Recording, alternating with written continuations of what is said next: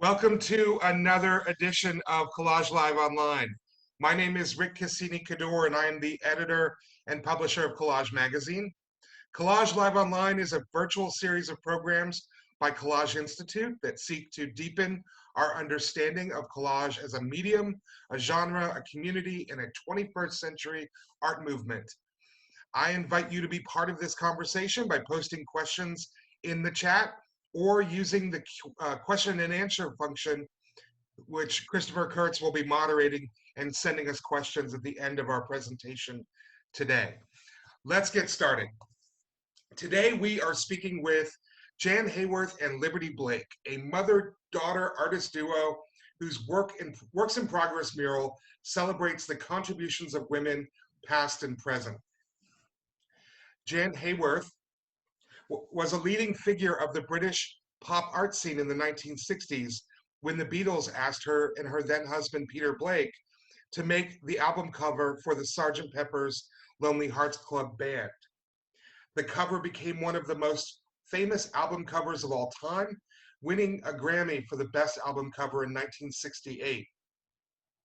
But over time, Haworth came to see a problem. One of the 75 luminaries in the collage, only 12 were women. In 2016, Haworth teamed up with her daughter, collage artist Liberty Blake, to make the Works in Progress mural to correct the oversight. An article about the mural appears in the current issue of the print magazine. And thank you to all of the folks who've subscribed or bought an issue of the magazine. We really appreciate you doing that. So I'd like to welcome Jann and Liberty to our conversation. We're going to talk for a little bit and look at some slides, and then we are going to take questions from the audience. How are you doing, Liberty? Hi. Good. So let's talk about your art history. How are you doing, Jann? I should say hi to Jann too. Hi, Jann. Liberty, so you attended the Looking Glass School, then the Bath Academy for Art, and then you moved to Utah for, you said, quote, for an adventure. And you ended up working at the Sundance Art Shack and raising a family.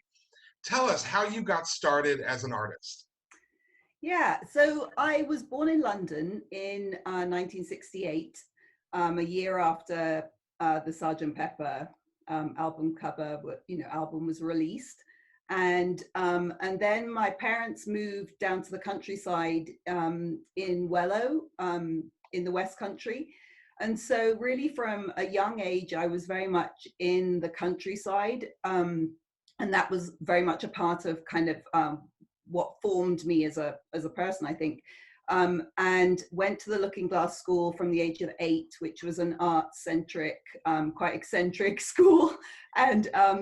And just had the wonderful opportunity to really be immersed in art from my parents and from the kind of the people that we were around in the school.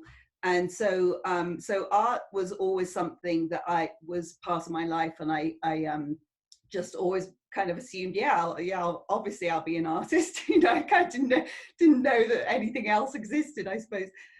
And then I moved to America, or I went to America in '97, and really, very much as an adventure. But having gone to art school and focused on painting, and figurative painting, in fact, I came to America and was just completely suddenly disinterested in figurative painting and fascinated and consumed by the landscape here, the wilderness and the wildness of it. So I started painting landscape, and those paintings became more abstracted. And then I started, I'd done collage periodically, but I started focusing more on collage because my kids were little. It was something that I could pick up and put down it more easily. It was less toxic. But then I really fell in love with the medium, the warmth of paper, the precision of cutting, with scissors, and the kind of the tactile quality of it. I became very passionate about. So And that your collage has such a wonderful tonal quality. I mean, they're abstract and these kind of colors come through, but it's that really is echoing back to landscape and the land. yeah, I mean, my first collages, I was very much inspired. I probably I was thinking back to the kind of the first collage I ever did, and I realized that in my foundation art class, so when I was probably 18, we had we were each given a room, you know, in this beautiful Georgian house. We shared a room, and we could show our end of year work. And I wallpapered my half of the room with brown wrapping paper, you know, that you could buy at the post office, and just Mhm. covered it from, you know, kind of floor to ceiling with brown paper. And that was the first time I started using brown paper. And I you know, it's something you know, it's very distinctive in my work that I use brown paper a lot. And I salvage a lot of paper, old envelopes and pieces from, you know, old books. And I have a huge kind of collection of papers that you know, friends give me, and I've gathered, but brown paper plays a big part in that. So I think yeah. it's interesting that a lot of collage artists have a particular type of paper they like. You know, like I like brown paper, I like glossy papers. You know, it seems to be a thing. We should have little like avatars or badges that tell us what kind of paper we are. Jann, let's welcome you to the conversation. Um, your your history is you went to UCLA and then you went to the Slade School in fine art in London, which was a very stuffy men's art school. Is that fair to say? You're muted. You need to unmute. Man. Hold up, Jann. We got to unmute you here. Let's see if we can do that. Yeah, I got it. Thanks. Yes, I think I have to say I profited from some of those stuffy men.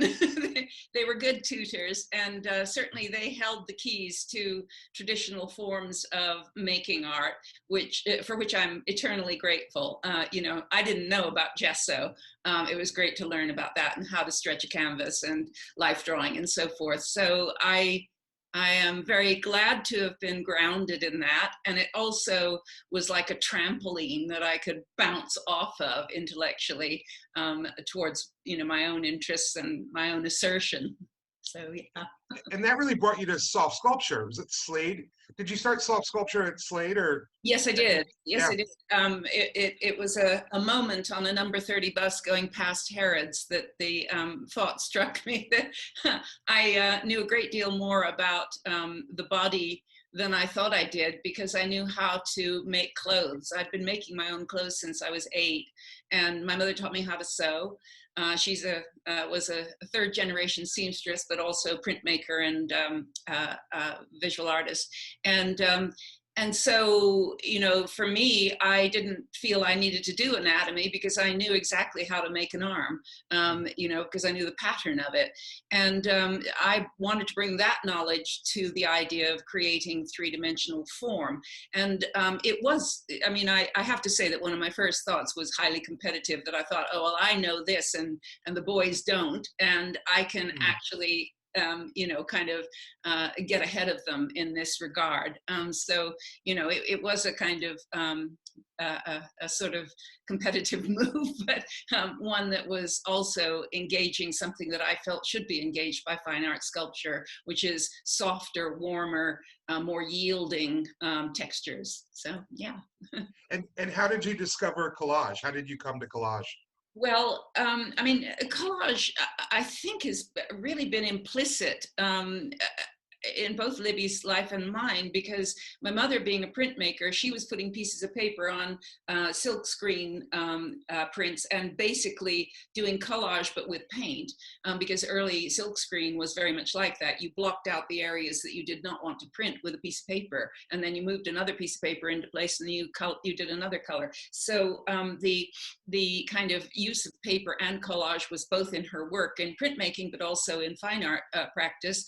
And I mean, literally, as soon as I was at UCLA, one of the first classes I took was in design, and we weren't instructed to work in collage, but it seemed, I mean, I just did because my mother had been using tissue paper overlap and getting different colors by doing that, and that fascinated me, so I went off in that direction. The image on the screen now is, I suppose you would say, is a collage, but it's using a sewing machine instead of glue to put different pieces of canvas that I paint.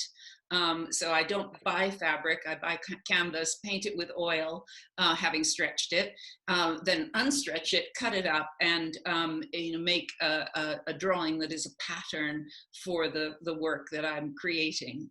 So it's collage, but also patchwork quilt making. So yeah. And the title of this is Eat My Dust Nudie, is that correct? Yeah.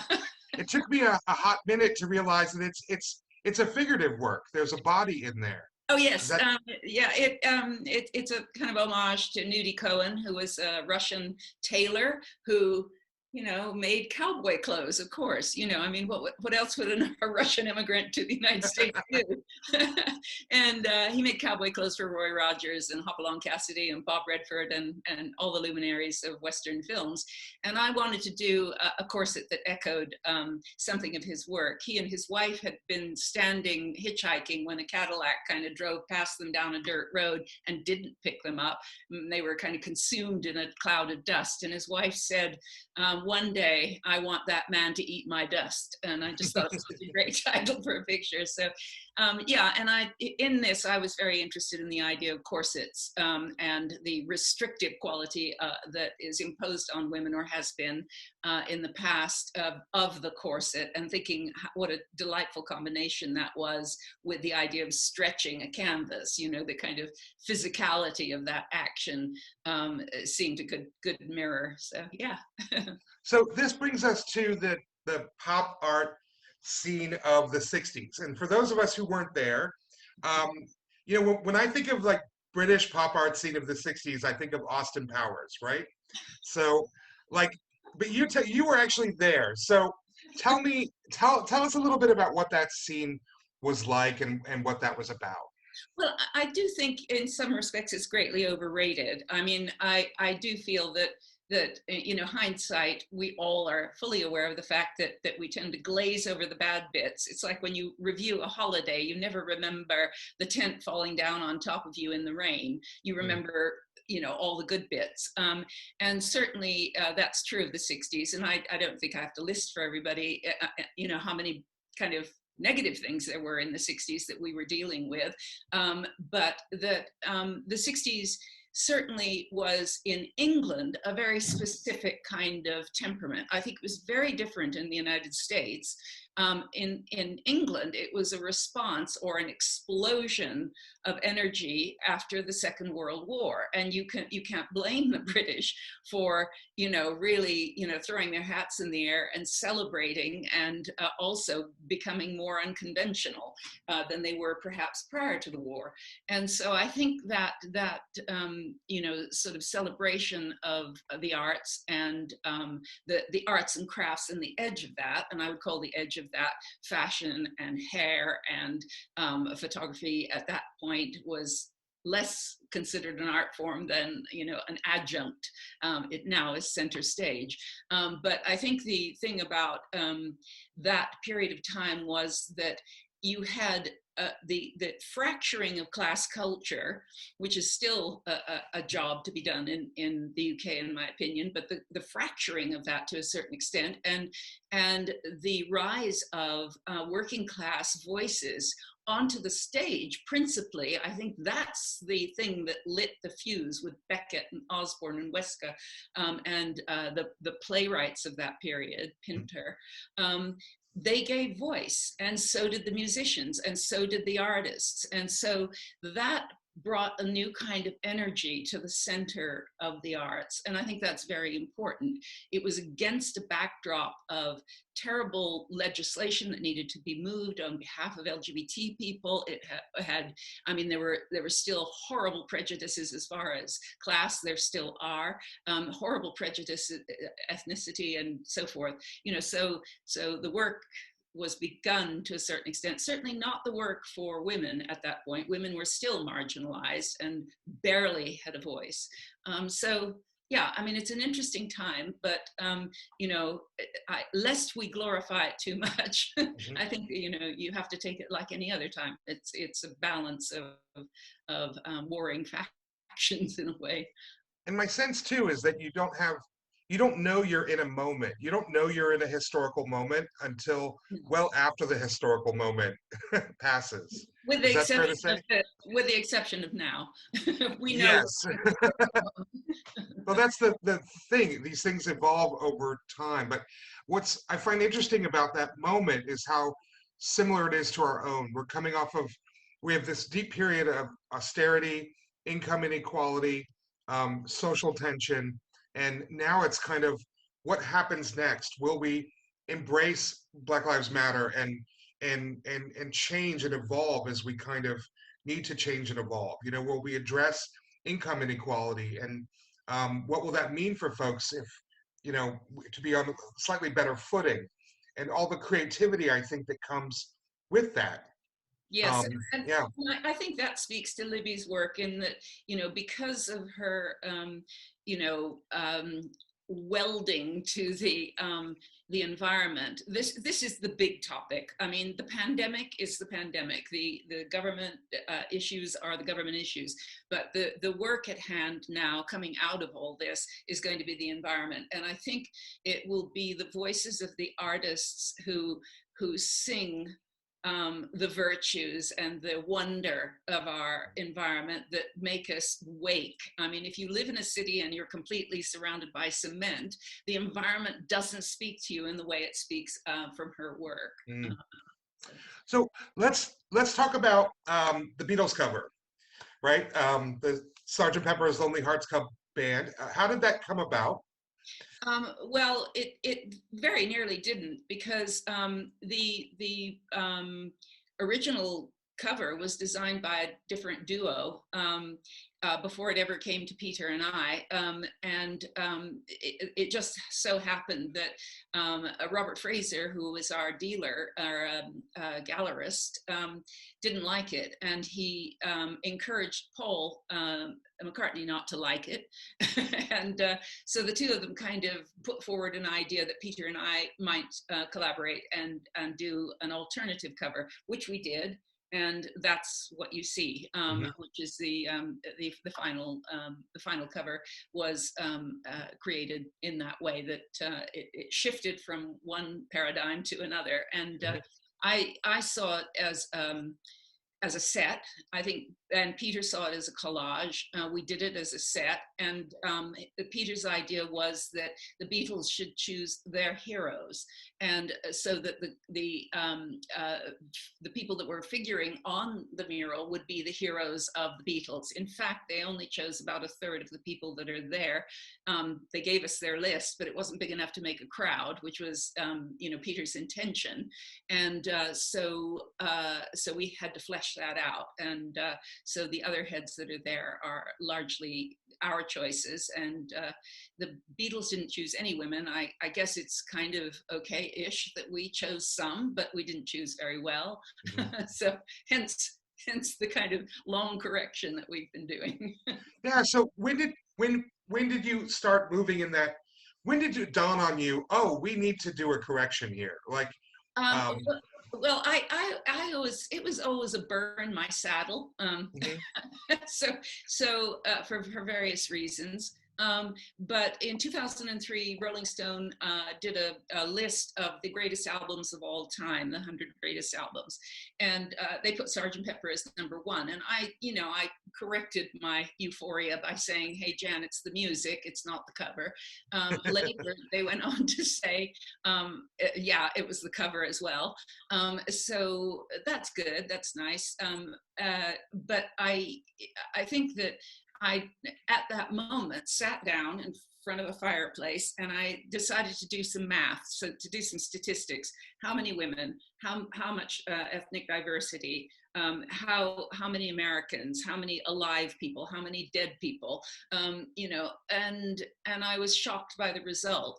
And at that point, I just thought, I really, really would like to do this format again, but have it be 50% women. And so that was what SLC Pepper became. And, you know, our whole family worked on it, but as well as 33 other artists. Libby's figure is to the right of me, blue dress of Frida Kahlo. And Lib, did you do any other ones too? I think Tom York as well. Yeah. Tom York, Radiohead.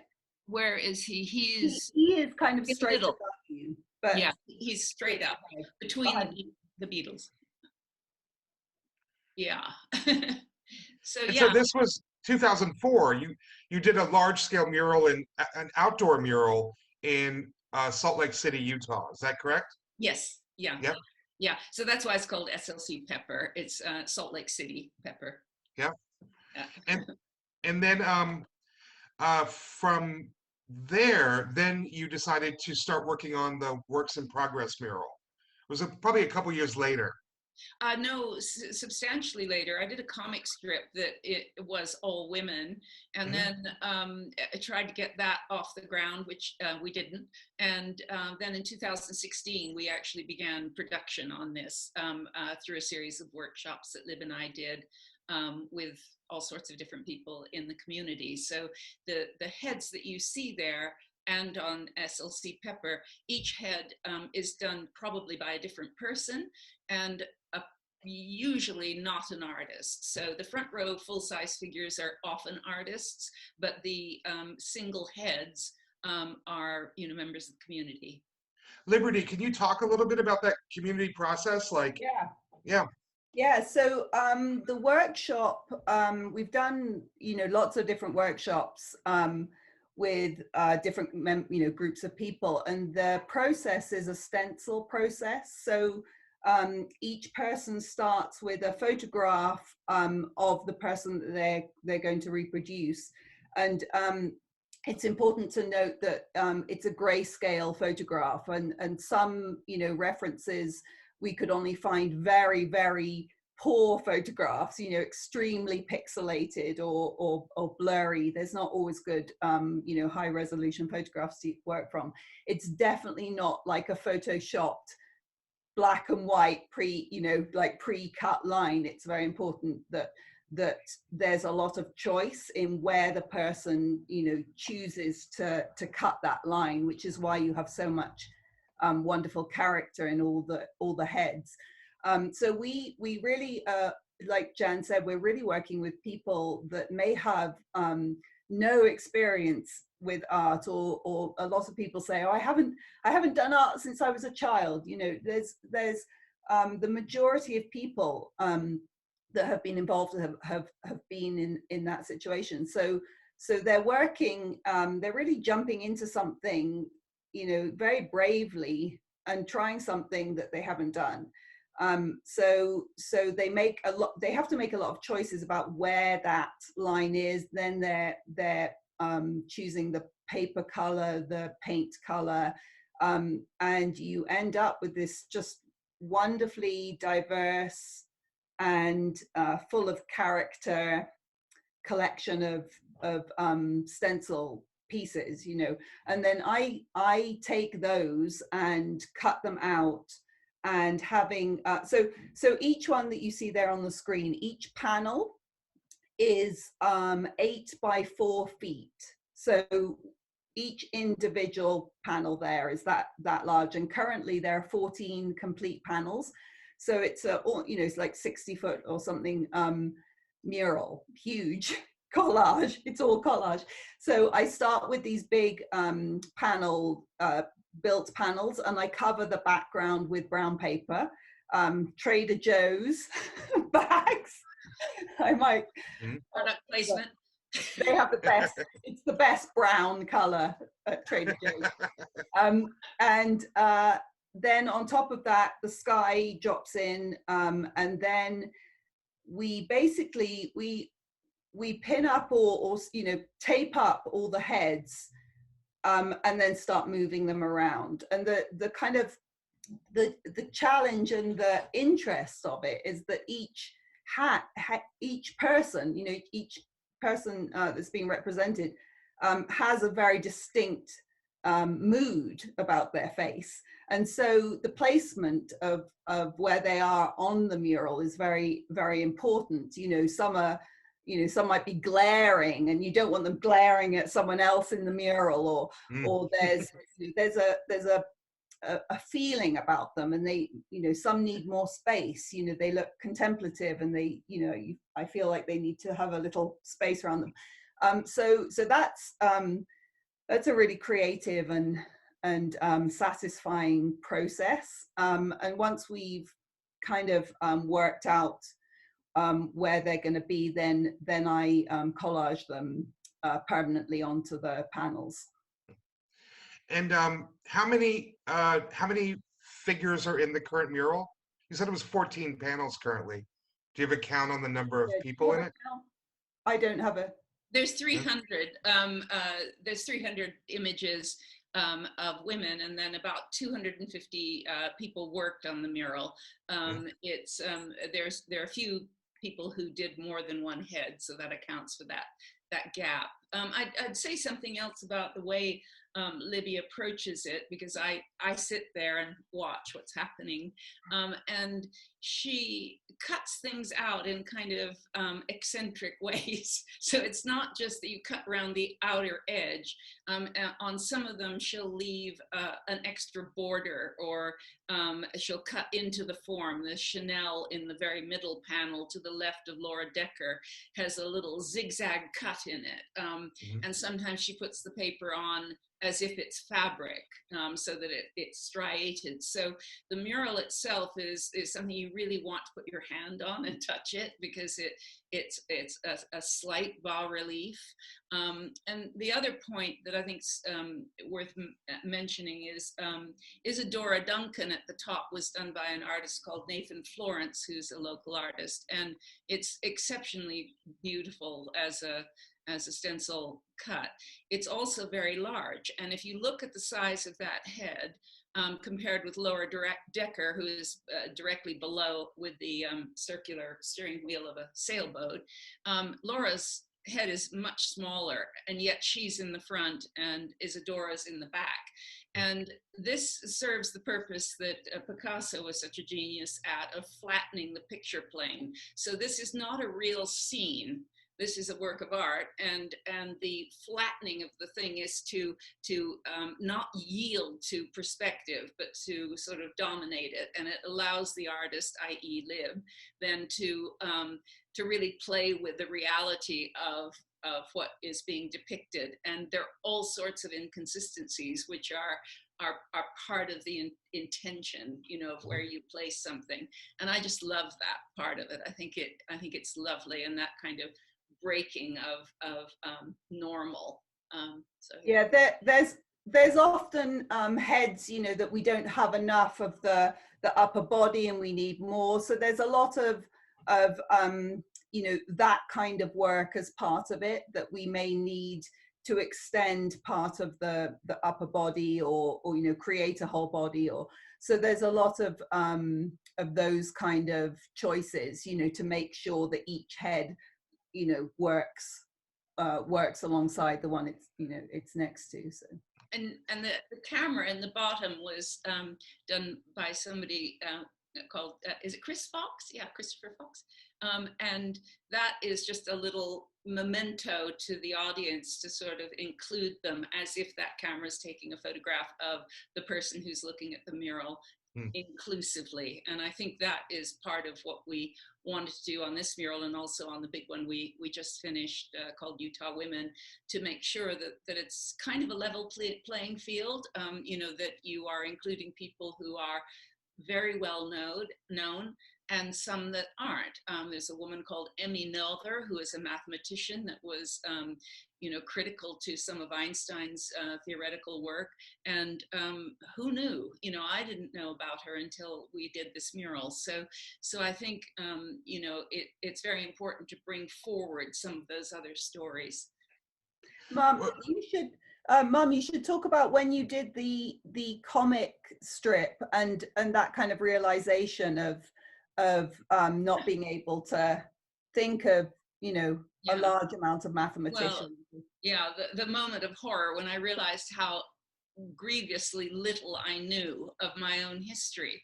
I mean, I was sort of celebrating the fact that, hey, yay, our generations are the first women to stand on the stage in any numbers, and our voices are being heard, and we are contributing to culture. You know, that yes, there were pioneers here, here, here, and dotted through history, and mothers who made people who were significant, but, you know, how lucky to be born now. But then you know, I was doing a comic strip, and the last frame had mannequins walking in front of a mural. They were protesting. The mural was a bit of street art. And I thought, oh yeah, okay, I'll do this mural with all famous women who have contributed to culture. And I started filling in the space and realized, yeah, I could say a lot of, I could name 5 women artists. I could name, you know, 5 women writers. But when it came to science, I was like, you know, sort of mute. And when it came to mathematics or astrophysics, I just knew nothing. You know, so as avid as my interest is in astrophysics, I did not know the people who peopled ideas. So, you know, so I felt that, you know, we as women, unless we did women's studies, and even if we did do women's studies, we knew this much, and we needed to know it all. So that is the cause, if you like, of the mural, to say, and she did this. I mean, the Utah Women mural that you see on the screen now, every single head there is a story, both of the maker, the woman or man who did the image, and their journey through discovering or, you know, citing this person, and the person themselves. And these are not necessarily international stars of stage and screen. We are, you know, trying to keep away from celebrity, fame, and wealth, and cite, you know, the makers of culture, the grandmothers who had huge families and were pioneer women, or, you know, so all of that. And I think that's very important in these times where we begin to think very closely about the underserved in our communities. Well, and I think that's also where we find ourselves more in history, that most of us are not creating performing in movies and creating albums. You know, we're living pretty everyday lives as artists or writers or scientists or accountants even, but our lives have meaning, and those when we look at history, we often don't see those people who lived ungrandiose lives, but ultimately made a community possible, like Yes. being a pioneer woman, a pioneering grandmother, you know. Yeah.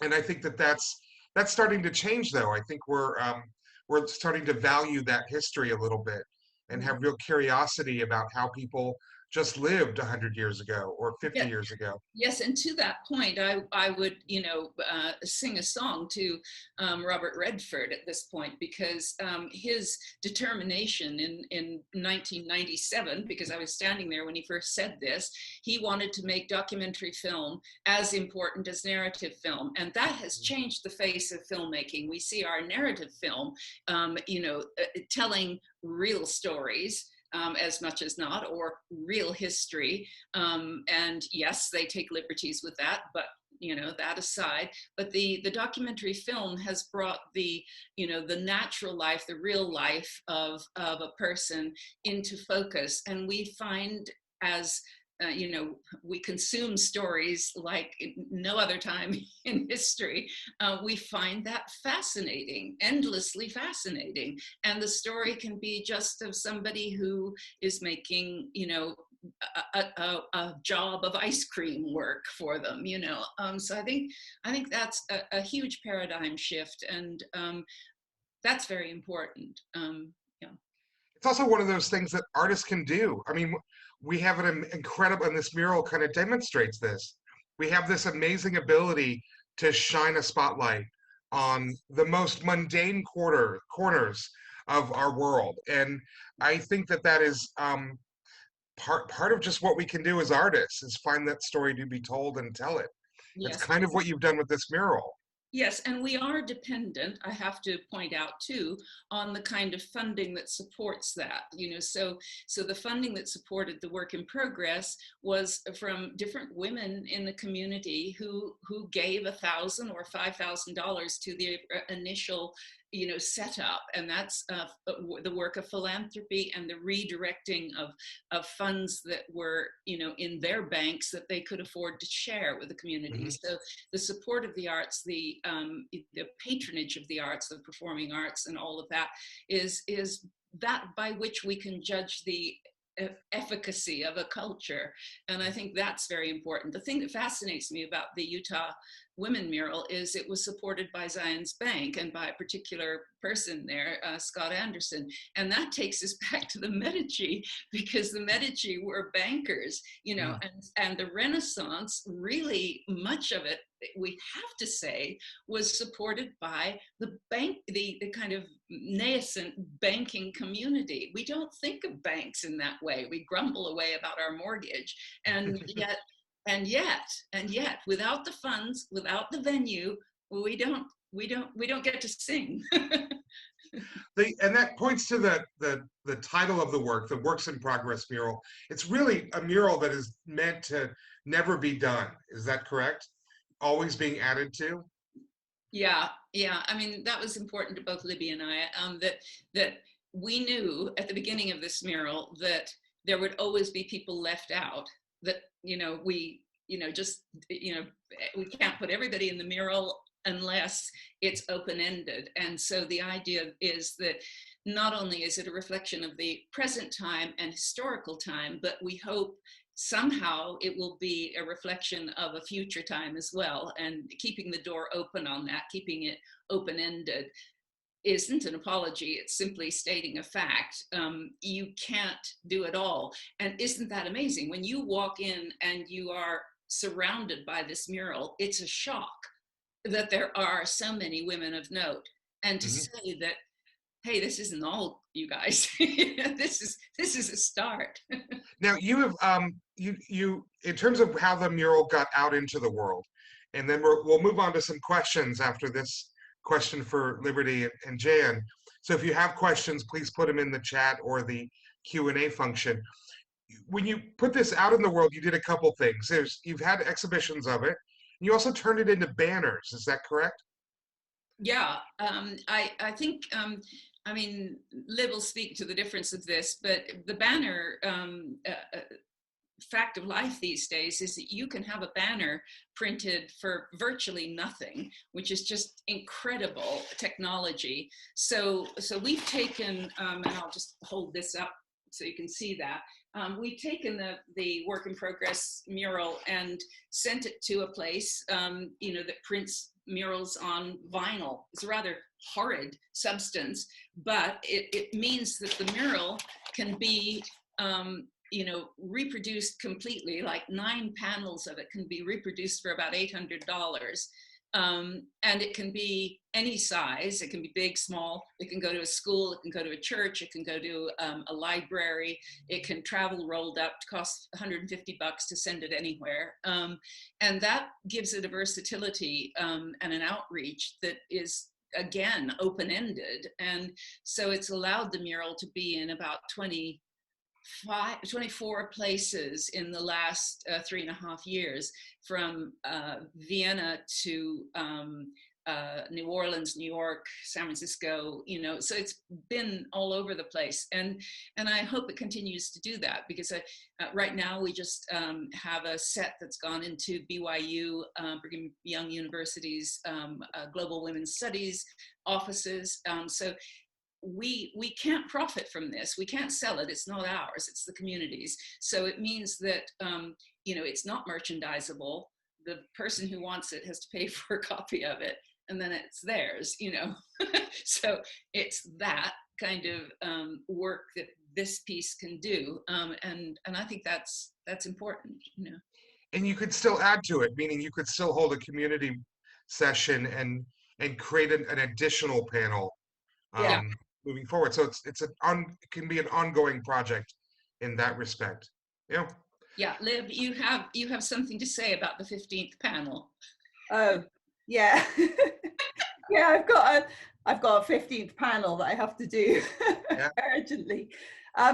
But yeah, the vinyl and the banner aspect of it is fantastic because it becomes then an educational tool. I obviously love the original because of the warmth and the paper and the tactile quality of it, and it's anytime you do a reproduction of anything, you lose you have shifts of color and you lose qualities. But so I'm obviously passionate about the original and seeing the original, but it's fantastic that we can create things that can travel easily. Well, shall we take some questions from folks? We have a couple of practical questions, which Collage Live, that sometimes folks get pretty darn practical. So Mary Dominique wants to ask how you organize your bits of textiles and paper. And Nancy Turner is asking about glue. How do you glue it down? So any studio tips for folks here today? Liv has a recipe for wheat paste. She'll give you the wheat paste recipe. I can show you my paper organization for my personal work. Right there. Not organized. Clean up your room, Libby. I'll speak to organization. As I said, I collect. Hang on. I collect papers and I never throw anything away. This is my personal work. This is not. Actually, I do the same thing when I'm working on the mural. But I keep the tiniest little pieces of paper, and they will be used in future collages. In fact, those chance offcuts often play quite a large part in the composition of the abstract work, because it's those, I have these magical moments where I'm looking for a particular piece of paper to work in an abstract composition, and I'll have in my head, I know what kind of color it is, and I'll sort through my large amounts of those small pieces, and I will find the right color, and it'll be pre-cut to just the right angle. It'll just fit in. So I have all these wonderful kind of moments of that happen during the process of collage. So I keep all my paper, and I have it kind of, the bigger pieces I have color sorted, and then the smaller pieces I just have in large containers that I can just rifle through. And the mural is wheat paste, so the same medium that graffiti artists use to do paste ups on the street. But don't let it go off. Don't let it go off. What do you mean go off? Keep it in the fridge. Oh, like spoil. Yeah. Okay. Yeah, it's really not nice. You have to go like a mile from your house to get rid of it on somebody's drain. Stinky glue. Glue comes up every time we do a Collage Live online. It doesn't matter what we're talking about. I think we should just have a Collage Live online free-for-all glue session, and get it all out. Don't use brown flour. It has little nubbly bits in it. You want to use white flour. You don't have to use organic, though. Zoe Johnston asks, what are you both working on at present? What are your current projects? So lovely to hear that you're there.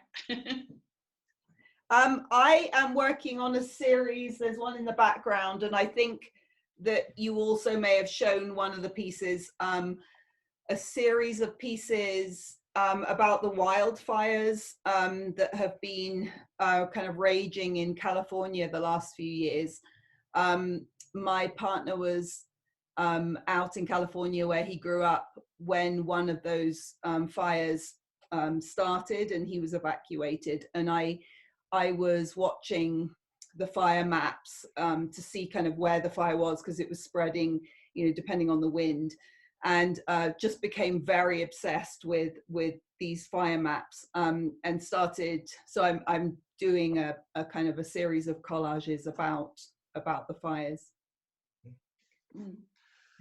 Jann, what are you working on these days?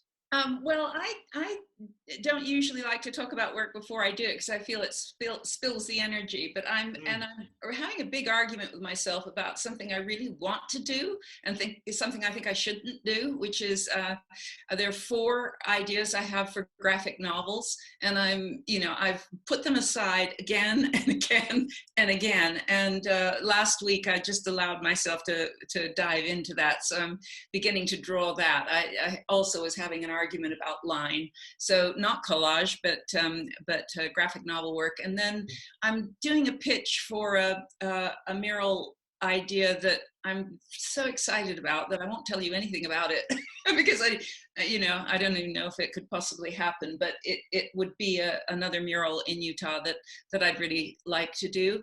And then we have, some other work to do on the Utah Women mural. So we have an extension for that, and it is pertinent to Zoe, and I happen to have it here because this piece was meant to be on the Utah Women mural. It was done by Zoe's daughter, and Zoe is part of our family, we need to be able to add a couple of images to that mural. So we're going to be doing some extension work for an exhibition, and some of these works will be able to go into that. So there's a little bit of finish on the Zion's mural, and a film that we're making. So a film, a graphic novel, and a pitch for another mural. So.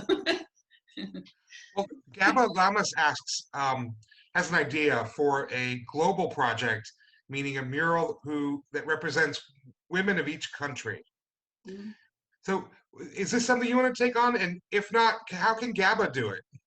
What advice do you have for her? The women's mural work in progress is women from around the whole world. That is an international, it represents women internationally. But in terms of the workshops, gosh, that would be fun. We could do Zoom workshops. We have done Zoom workshops. We have done Zoom workshops.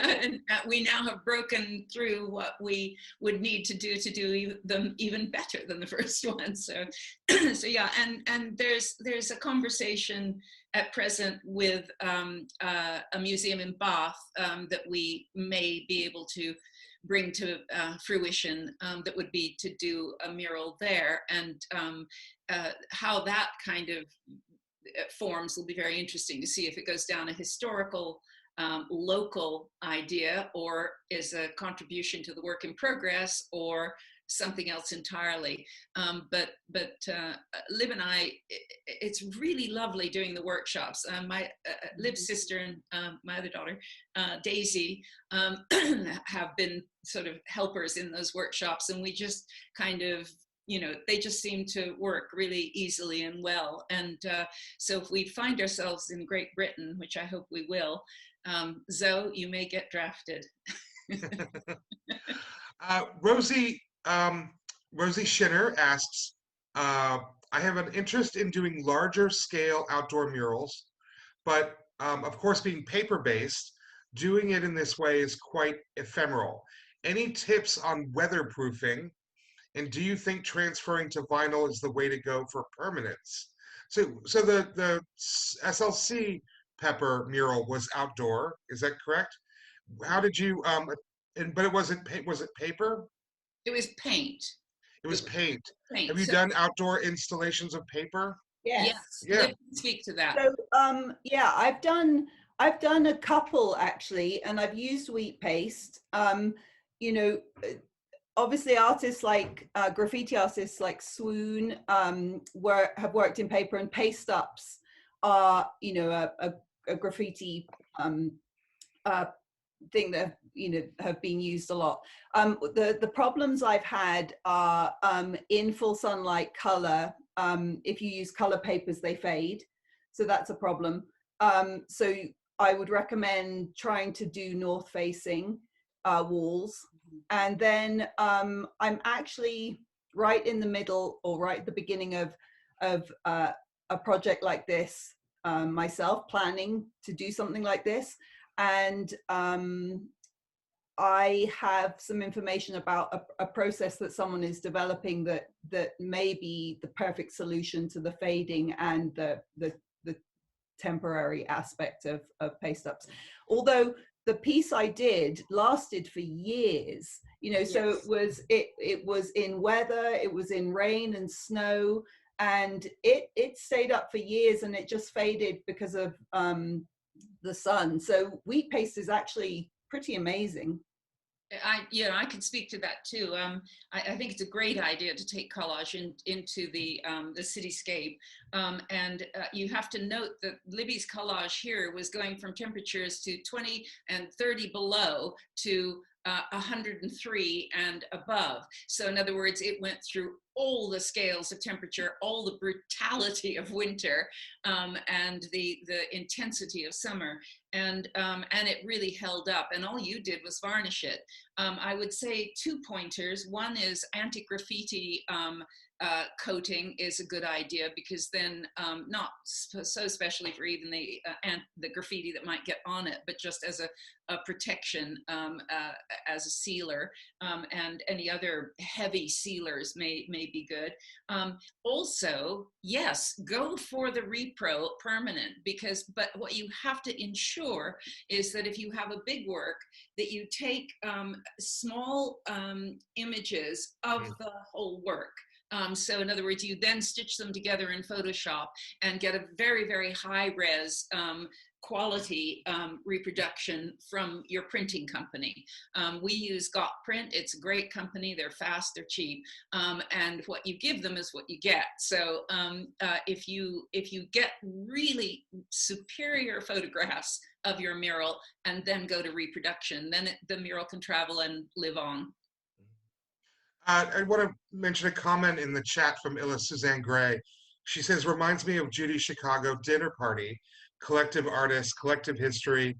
I'm 77 years old, and seeing your work reminds me of the flaming feminist within my aging body. So I love that idea. We should all work to bring out our flaming feminist and inspire that in others. That is a beautiful thought. So I'm going to ask one final question, and then we're going to put your website and Instagrams into the chat so people can follow up and learn more. Of course, you can subscribe to Collage Magazine and read the article about the Works in Progress mural in there. But the last question is really one about artist collaboration. We spoke about this before. Artist collaborations are tricky, and mother-daughter relationships are tricky. How do you two work together so beautifully? I'll skip that first. So I've done various projects with Mum, teaching and kind of co-running an art center for really forever. You know, it feels like my whole life, and I feel that that creates a different kind of relationship. So that yes, we're mother and daughter, but we're also colleagues, and we know each other inside out. We respect each other deeply, and so that collaborating with someone in that context is like a dream. You know, there's so much that you don't need to even ever say, because you know that the person already knows, and you respect their art form, and so you know when to give and take creatively. So you trust another person's direction, even if it's different from your own. And there's this beautiful organic flow to the process. It's not just you in your own head making decisions, you know, with nothing to kind of bounce off against. It's this fusion of creativity that sparks more than each person alone would do. And so both of us being individual artists, we have obviously our own, you know, time to be the boss of our own, you know, work. But the bringing something and our two art forms together creates something entirely different, and it's just the most inspiring thing. I've collaborated with a few different people, and it's a very good thing to do. It kind of pushes you outside of your comfort zone. It enables you to learn things that you wouldn't have done alone. It's fabulous. I love collaboration.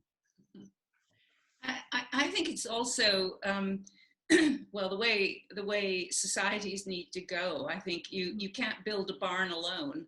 And I think when you have an idea, your idea, let's say in this case, is the barn. The barn is the thing, not the individual. And each individual brings a different experience to it. And some experiences are, you know, worth listening to, and others are, hey, this is a new way to do it, let's try that. And I think the idea drives it. And I think when you really work with someone, whether it's in a workshop cutting a stencil, or you're working with your offspring, or you're on a collaborative project, what happens is that the idea becomes the exciting thing, not your own ego. Oh, that's immaterial. It just doesn't matter. And I, you know, I mean, I co-wrote books with Zoe's dad, Richard, and you know, it's like, it's exponential. What happens is, if you do it alone, it's like this. If you do it with someone else, it's not that you double the force. You multiply it exponentially to the, you know, the power of 3 or the power of 4. It becomes much bigger, and it's really quite easy. You know, I mean, I think we do it all the time. We just don't notice it. A teacher does this all the time, and I think the thing is that you have, it's the giving away moment that is important. So when somebody comes to you and says, I want to include this woman in this mural, and I want to do it on cardboard, you say, okay, we'll make that work. And although it's outside of what the parameters you thought you were establishing, you go with their vision, and that's a joy. I mean, actually, it's like giving way is more important than your ego, you know. I love that image of nobody builds a barn by themselves. Like, that's I think there's just good words to live by, because that's not only true, I think, in large scale artwork where you're trying to involve a broad community, but also just building a life as an artist. Like, no, we've said this before, you don't do it yourself. You got to have a team, you got to have your people, you've got to be there on a team and be there for other people as well. So it's that give and take piece. Well, thank you both for taking the time to join us today. You're both a delight to spend time with and talk to. I hope this was a wonderful conversation for the folks tuning in, as it was for us. Our next Collage Live Online event is on February 20th at 2 p.m., where we're going to talk about World Collage Day, which is coming up in May. And Christopher Byrne, I think, put some links to Jann's work and Liberty's work in the chat. And so we're going to hop off camera. We'll keep the room open for another 10-15 minutes. If you have any questions, pop in there. Thank you, everyone, for joining us today. These events have been a lot of fun. We're going to try to keep doing them. Thank you, Jann and Liberty. And don't go build a barn by yourself, folks. Find your people. All right. Thank you. Bye.